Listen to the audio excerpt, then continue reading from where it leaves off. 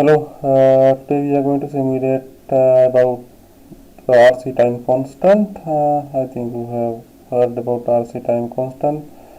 So we are going to simulate that circuit in Proteus and get the relevant graph and capacitor charging and discharging graph with analog graph as well as the oscilloscope preview. So let's go to the component library and select resistor and capacitor. So I get a resistor, RES, you know these commands, and this one resistor, and we need a capacitor also. So I select electrolytic capacitor. You can get a ceramic one also. Cap elect this one electrolytic capacitor. Okay, and I just rotate this and connect together, and we need the source, voltage source, so that I use pulse one. So we need the pulse generator.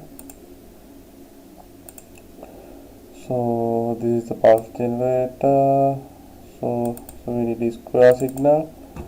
So this is a pulse. You can see pulse width is 50-50. That means off time is 50 and on time is 50. And pulse voltage high is 1 and low is 0. So frequency I am going to set it to 100 Hertz. So okay. Then we need the ground. This is the ground. And I set it to 0.1 microfarad, 0.1 microfarad, and we need a probe also. This is the probe, voltage probe. I connect it here and rename it to V out, and that's all. And we need a graph. For that I select this one, analog graph, under graphs, analog one,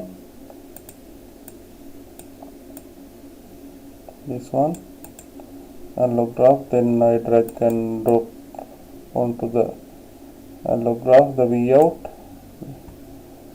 and that's all. Its stop time is 1.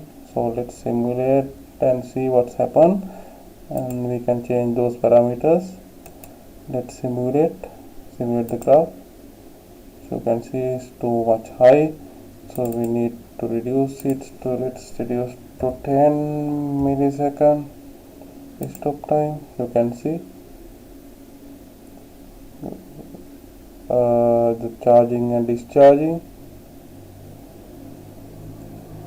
So you can see RC means 10k into 0.1 microfarad. Then it's about 0.1 and 10 to the power minus 3 seconds. That means 1 millisecond. RC time constant is 1 millisecond. So early you need to charge it, full charge you need about 5 time constant, that means 5 millisecond. You can see it here, 0 into power 0 and up to 5 millisecond. To full charge the capacitor you need 5 time constant, that is here, and this is the discharging time, full charge and discharging to 0 volt. And let's connect oscilloscope to see the output.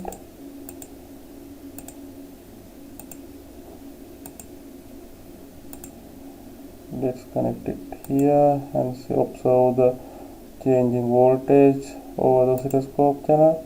You can see I off the other channels,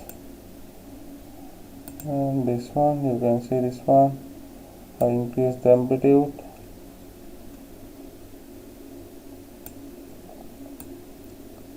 And let's get down. You can see the relevant output waveform, and the maximum is here. Cursor 1 is about 505 millivolt,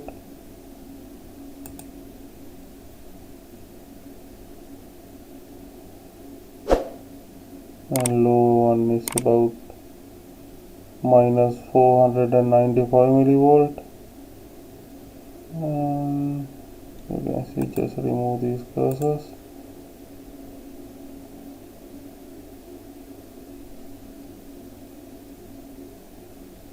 So let's see the total. It's about 1 volt. You can see peak to peak 1 volt, because we gave, let's off this one and see, we gave 1 volt high voltage. You can see that is peak to peak. Let's get it. You can see that's the voltage in the waveform also, charging and discharging. This one, just click and drag down 1 volt. It's the same as here, 1 volt amplitude. So that is the RC time constant. You can try with your cell phone with the analog analysis, as analog analysis graph and digital oscilloscope is the same. And thank you very much for watching. That's all for today.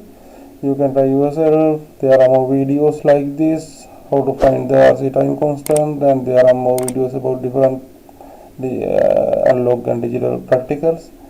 You can try yourself, and you can subscribe to my channel for more videos and share with your friends.